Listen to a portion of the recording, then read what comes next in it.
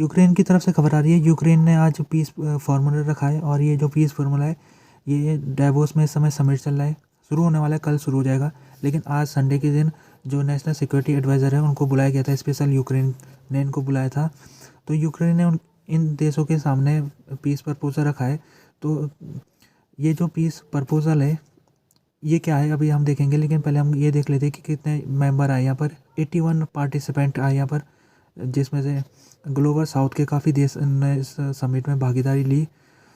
Ukraine की तरफ से जो रिप्रेजेंट किया यूक्रेन को, वो क्या, यूक्रेन के प्रेसिडेंट के चीफ ऑफ स्टाफ एंद्री यरमक, इन्होंने यूक्रेन को रिप्रेजेंट किया।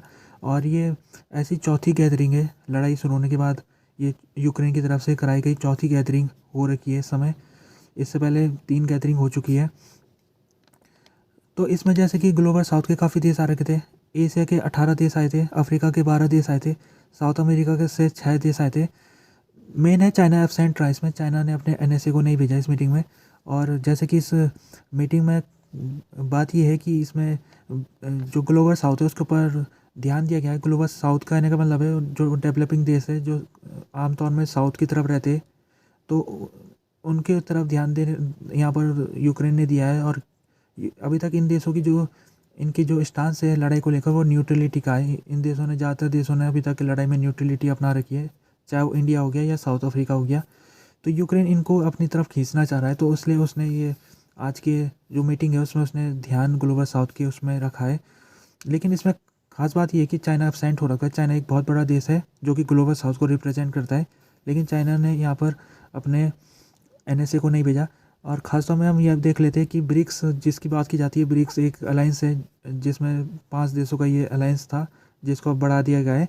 तो मेन इसके जो 5 देश थे फाउंडर देश, उसमें ब्राज़ील था, रसिया था, इंडिया था, चाइना था, साउथ अफ्रीका था। तो ये जो ब्रिक्स है, ये ब्रिक्स ऐसा अलायंस है जो कि रसिया के साथ जिसके ताल्लुकात बहुत गहरे हैं। तो ब्रिक्स देशों को अपनी तरफ खींचना ये एक बहुत महत्वपूर्ण है, क्योंकि अगर ब्रिक्स देश यूक्रेन की तरफ खींच जाएंगे अगर रसिया को छोड़ के, तो फिर रसिया के ऊपर प्रेशर आ जाएगा। तो कोशिश ये रही थी कि ब्रिक्स अलायंस में कुछ भी करके ब्रिक्स अलायंस में जो 5 में से 4 देश हैं उनको यूक्रेन की तरफ लाया जाए। अब देख लेते हैं कि आखिरकार क्या है ये यूक्रेन की तरफ से ये जो उसका पीस फार्मूला है वो क्या चीज़ होती है, उस पीस फार्मूला में उसने क्या रखा है। ये कोई नई बात नहीं है, पीस फार्मूला वो लंबे समय से पीस फार्मूला उसका एक ही रहा है, बदला नहीं है उसने पीस फार्मूला। और ये जो पीस फार्मूला है ये 10 पॉइंट फार्मूला है।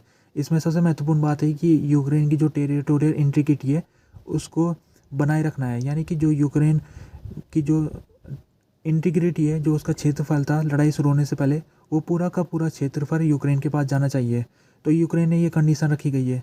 यूक्रेन ने ये कहा है कि जब तक रसिया हमारे इलाके को छोड़ के नहीं जाएगा तब तक हम ये लड़ाई को नहीं छोड़ने वाले, इसको ख़त्म नहीं करने वाले। तो यूक्रेन ने कहा है कि हम लड़ाई चाहते हैं कि ख़त्म हो जाए, लेकिन हम प्री कंडीशन हमारी ये है कि जो हमारा क्षेत्रफल लड़ाई शुरू होने से पहले था वो पूरा का पूरा क्षेत्रफल हमारे पास आ जाना चाहिए।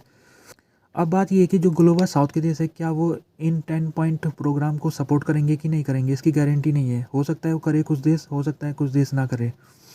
रशिया के जो बिलियनर है ओलेग देनेपस्को, उन्होंने संडे को कहा है कि यूक्रेन में जो इस समय लड़ाई है यूक्रेन की, वो उसमें उस लड़ाई में शांति आना बहुत मुश्किल है। यानी कि जब तक रसिया को फोरम में एंट्री नहीं मिलती, क्योंकि रसिया को अभी दावोस में समिट हो रहा है, उसमें रसिया के कोई भी इनवाई को बुलाया नहीं गया है।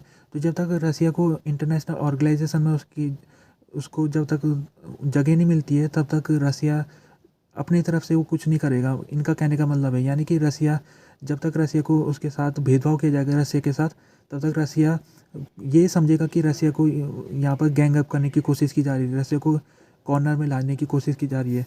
तो जो ये है ओलेग देनेपस्को, ये बिलियनर व्यक्ति है, काफ़ी अमीर व्यक्ति है, और ये इनका वेस्टर्न देशों के साथ भी संबंध रहे। तो ये इन्होंने टेलीग्राम पोस्ट में कहा था कि हमको कोशिश होनी ये चाहिए कि रसिया के जो डेलीगेट है उनको भी बुलाना चाहिए समिटों में, और उनसे भी बात करनी चाहिए, और रसिया का जो पॉइंट है उसको भी देखना चाहिए।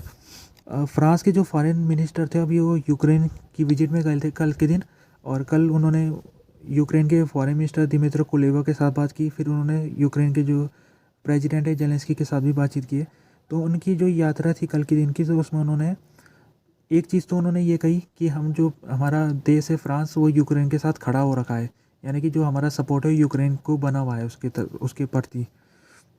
साथ में उन्होंने ये भी कहा है कि हम दोनों देश मिलकर जॉइंट प्रोडक्शन करेंगे, मिलिट्री इक्विपमेंट हम दोनों मिलकर बनाएंगे, चाहे उसमें ड्रोन हो गया या दूसरी बंदूक हो गई, इन चीज़ों को हम जॉइंट प्रोडक्शन करेंगे। और ये जो जॉइंट प्रोडक्शन होगा ये फ्रांस की कंपनीज यूक्रेन के अंदर आके यूक्रेन में मैन्युफैक्चरिंग करेगी इन वेपन्स का। यूक्रेन की तरफ से भी कोशिश की जा रही है कि उसका जो वेपन्स उसका इंडस्ट्री है वो काफ़ी इस समय कमज़ोर है, रशिया के मुकाबले देखा जाए तो यूक्रेन में कुछ भी वेपन्स नहीं बनता है। तो यूक्रेन कोशिश कर रहा है कि डोमेस्टिक वेपन का प्रोडक्शन किया जाए। तो यूक्रेन एक प्रोग्राम निकाल रखा है, ये जो प्रोग्राम है ये ड्रोन के लिए ऊपर है ये, और इस प्रोग्राम को नाम दिया गया है पीपल ड्रोन प्रोजेक्ट। इसके तहत होना ये है कि लोगों को सिखाया जाएगा कि किस तरह से FPV ड्रोन बनाया जाता है। तो लोगों को जब उनको यहाँ पर सिखाया जाएगा, उनको कोर्स कराया जाएगा, कोर्स करा के उनको वर्चुअल कोर्स होगा, वर्चुअली उनको सिखाया जाएगा कि क्या क्या इक्विपमेंट चाहिए, क्या क्या इक्विपमेंट मिला के ड्रोन बनता है। तो लोगों को ये सब सिखाने के बाद तो ड्रोन लोग अपने घरों में बनाने लग जाएंगे। फिर वो ड्रोन जब वो बना देंगे फिर वो मिलिट्री को बेच सकते हैं उस ड्रोन को। तो मिलिट्री पहले उसकी क्वालिटी चेकअप करेगी, मिलिट्री को लगा सही ड्रोन है तो मिलिट्री ले लेगी, फिर उसको खरीदेगी। तो कोशिश ये है यूक्रेन की कि लोगों को मिलाया जाए इसमें।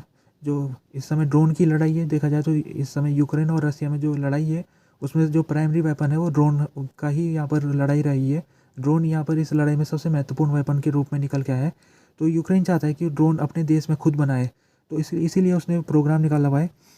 और देखा जाए FPV ड्रोन ये एक ऐसा ड्रोन है जो कि बहुत सटीक होता है, जो इसका टारगेट होता है बिल्कुल वहाँ पर जाके हिट करता है।